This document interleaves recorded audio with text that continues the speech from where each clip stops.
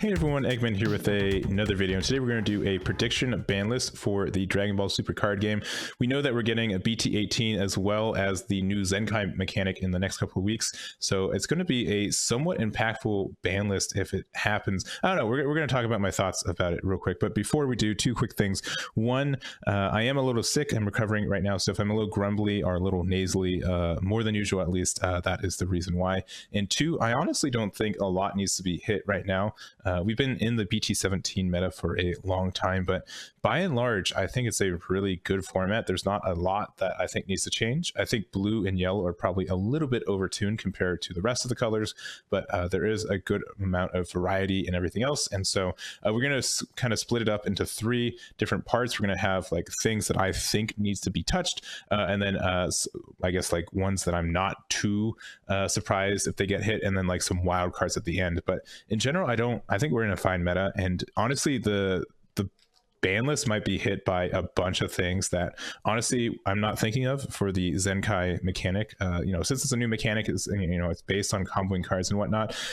No doubt there's just a bunch of cards that got released like 2+ years ago that I'm not thinking would get the benefits from it. So I don't know, we're just gonna talk about it. We're gonna check it out, and we're gonna start with cards that I think need to be hit in some way, and it's strictly cooler. I think this has been on a lot of people's minds, and this is like the card that it's like, oh man, this is such a bad ring, why would you not run this card? And then as we've gone more and more removed from like 1 energy, and where like 3 energy becomes very, very easy to obtain right now. Like, I mean, games right now go to 5 or 6 energy pretty quickly. There's not as much aggro that have existed previously. Like King Piccolo got nerfed, Gogeta Xeno got nerfed, Gotenks as well, or not Vegex, sorry, not Gotenks. So with the lack of any of these hard aggression decks, it's really like a color like yellow.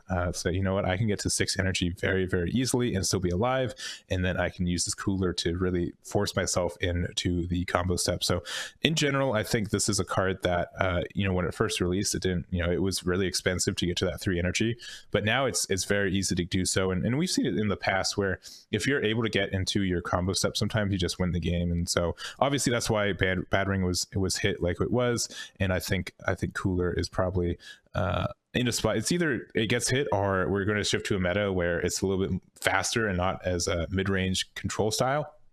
And if that's the case, I think cooler is fine. But in a meta like this, where it's very easy to get 5 or 6 energy on a color like yellow, I think this is a fantastically broken card, especially since like there's no there's only benefits running this. It's monocolor, it's a battle card. It's also, you can always combo it for 5k, and then it's yellow, so you can always charge it. If you have too many, you can always combo it away. It's never like dead in hand. And so compared to like Bad Ring, where it's dead in hand when you can't combo with it, you can maybe charge it, but I think something like that. And like also when you use the counter with this, you get to draw a card too, which is kind of silly. So I don't know, I think it's had its stay for right now. We're going to see if I don't know, if Bandai decides next meta is going to be a little faster, it's going to be harder to pay the 3 for this cooler, and if that's the case, I think that's fine to keep it in the meta. But if it's going to be as like the grindy kind of mid-range matches that we've seen lately, I don't think it should it should either go to 1 or 0, honestly. So we'll end up seeing what that is.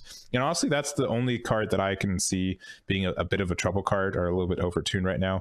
And even then, it's very conditional based on if my opponent, if it's just depending on how quick the game is. If the game quickens up with Zenkai, then I could see cooler being expensive and like sometimes could be useful, but otherwise it's just kind of hard to get off. So anyways, from there we're going to go to cards that I wouldn't mind getting hit. And so the first one is the Aandroidd 17 Turning the Tide, and this is a little bit of a, I don't know, how do I say it? I think a lot of decks are running this, and I think blue in general, blue is in such a good control strategy right now, and it's doing super well. And we're going to spoil it too. We also have Majin Buu on here, and neither of these I'm actively asking to be banned or hit right now, and I hope you guys understand. But I think like Turning the Tides with Majin Buu out on the board is such an impressive combo in so many ways. Being able to get a 30k crit, deflect, and then also having Majin Buu, it just means like if your opponent's at 3 life or less, you can like guarantee a win by hitting the 17 if they don't have anything on their board. and it's just very, very good. Like, and like Majin Buu, even just to stabilize after you do the turn the hand, I think is good. And again, like, it's so easy for a lot of these kind of ramp decks to get to 7 energy, a lot easier than it used to be. And so I think there's a, now I will say in a like a Mulligan format, a lot of people are running Jiren, so there is some counterplay to it. So I do recognize that, and so I think it is a, I don't think it's terribly oppressive in that way, but it just has so much power. And in a kind of a game where they decided to get Fu Shroud kind of banned because it was just like the good way to like if you get to 6 energy, it's just a way to win the game. And Aandroidd 17 is kind of like the same thing. It's like if you can get to 7 energy, you win the game, but it's also blue, so you can always just charge it if you're afraid it's going to be dead kind of in the game. So I don't know, I think Aandroidd 17, I wouldn't be upset if it's gone, but I also don't think it's something that I would actively ask to get away. Majin Buu is probably leaning a little bit more, and this has just been such a powerhouse since it's released over a year ago. It's just like the best turn 4 play for any blue deck, and once it gets on there, like it's just a passive card draw, being able to get 1 extra energy every turn too. It's just it's a boss of a monster all by itself. So I don't know how I feel about this. I think this could be set to 1. I don't know. I just feel like a lot of decks are just like, oh, I'm playing blue, just put this card into it, don't even worry about it. And I think that's a bit of a problem. And in general, like my theory for a lot of like card banning or anything else is, if you get rid of the 1 card, is your deck not viable anymore? Then it's not the deck that was viable, it's the card that was viable. So I think Majin Buu just gets a lot of value, and especially now that we're having a lot of blue decks that are getting ramped, like a lot of the like trade-off for ramp decks is that like, oh well, you ramp but you lose card advantage very quickly, and you like don't have a lot of early defense. But this like takes care of both of these problems very easily all by itself. So I don't know how I feel about it. I think it's fine. It's just like whenever my opponent plays this on their turn, I'm just like, oh well, I'm never getting rid of this. I could also see like it getting like Aandroidd to like its auto being a -2 instead of a -1. I think that could potentially fix it a little bit too. I don't know. I'm just kind of spitballing here. I don't think it's going to get hit though. I think I just don't like playing against it, and that's fine. Especially since it's been reprinted like 3 times, so I don't think that's anything's going to hit it. But if this was to go away, I would not be upset. I would just be it'd just be okay. So anyways, next card we're going to talk about is Launch, and this one specifically just because of kind of how the Zenkai mechanic works. So this has an activate battle. If your leader card is a red earthling only card with 5k power, combo with this card from your drop area at the end of battle, send this card from your drop area to your warp.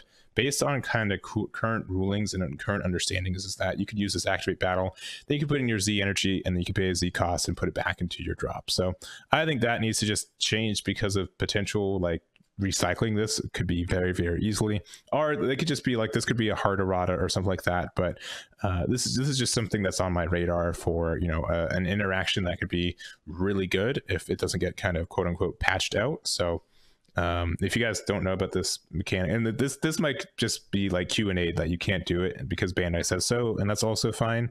But currently it's that's kind of how that works. And in a deck that I think Launch is also just on a bunch of people's like list of decks to try with Zenkai mechanics, since it does this combo so often for double benefits now, I think this could be something that gets hit by it. So anyways, next up we do have Poutine, the Dark Sorcerer, and this is a card I've just not liked for a long time, and it's like all the other like the green and the red version of these like kind of black unique cards, they've been hit, and they're like 0k combos. I think Poutine is just still just overtuned. It's never like super dead. You can always just combo it from hand. Like you can always just combo it away from your hand in scenarios where like you can't charge it a lot of the time either. But I don't know, I think it's fine. I've just always kind of disliked this card. I think it's given yellow a little bit of an edge up. We do kind of have it in Trunks as well, and there are ways to play around it, but it's a very obnoxious card, and I would not be afraid. I think it's been waning. I think it's waning finally. So I'm not too big of a curmudgeon about it, but if it was to go away, I would not be very upset. Next up, we do have Videl, Miraculous Aid. And so I think this is just overtuned in the sense that being able to draw these cards, and like I think Bulma is going to get a lot of benefits from Zenkai next set too. So I don't know, just being able to use this effect to draw one and then like recycle some stuff, I think it can be a little bit overtuned. I don't know. This is like towards the end of this one. Actually, what's my next card? Yeah, okay. This is actually, I'm going to scratch it back. This is the beginning of the wild card hits. So yeah, just the fact that this is the you get to recycle stuff. You can recycle super combos very easily, which is kind of busted. And like you just get to like get one card, like getting one card from your drop area for free is great. Recycling cards into your deck is great. And then Bulma is just a deck that you inherently want to combo with a lot because you are a 5k leader and you get to draw 2. So I don't know. We'll see if this gets hit. I think this is a wild card inherently, so we'll see if that changes anything. Next wild card hit is Super Saiyan 4 Vegeta, and this might just be me, and this and that's fine. If you guys enjoy your blue overlords, that's fine. But this is just a card that, since we're getting, we're ramping up to 6 energy so consistently right now, this is just a card that just, if you're able to resolve it once, you can pretty much win the game most times. So I think that's a problem. I don't know if you guys agree. I don't know if this is like choosing the wrong card, but in general, I think like some of the like blue ramp control decks are a little bit too consistent right now, and they need a little bit of tuning. If this is a card that needs to be hit, that's fine. If you guys disagree with that, that's also fine. This is just a wild card because, again, being able to ramp for energy on a mono blue leader, I think, is incredibly strong. So we'll kind of have to see from there. But I don't know. I think it's fine-ish to stay. I would be upset again if this one was to leave. But I think I've had this resolved against me too many times. I'm like, oh, well, I just lose. I guess that's too bad. So anyways, next up, we do have Bergamo. I think this should just go to 0. It's time. I don't know. This is a wild card hit. 1 at 1 is fine. But I think if this didn't exist in the game, I don't think anyone would be upset about it. So there we go. Next up, we do have Senzu Bean, and this, just add a limit 1 to this baby. That's all I'm asking. Just limit 1, super easy.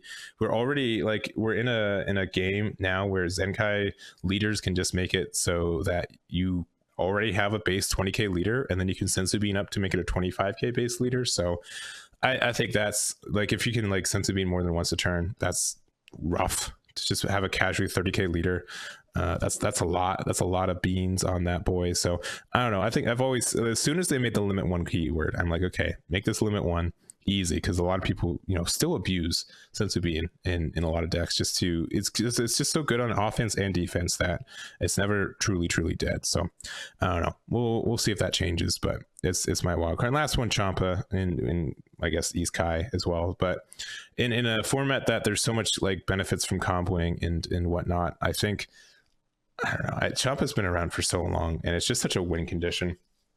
And the idea of just giving anything double strike, I think, is a problem, especially with unisons. We've just seen so many times where, oh, well, I can't get rid of a unison inherently, and there's like strictly very little unison interaction in the game still 2 years after it came out. So again, giving anything double strike, I think, is a problem in this game. If it doesn't get hit, it's fine, but we'll see if it ever gets hit. But it's always going to be on my radar because it's just been consistently good since release, and I don't know if that's good or not. But that's going to be the video for you guys today. Again, I did not have a lot to hit on this tier list, or not tier list, this ban list.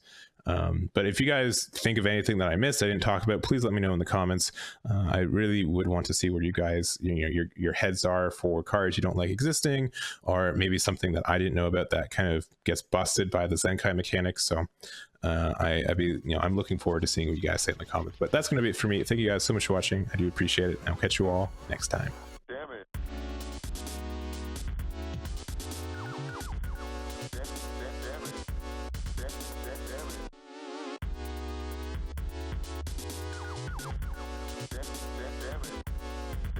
Damn it.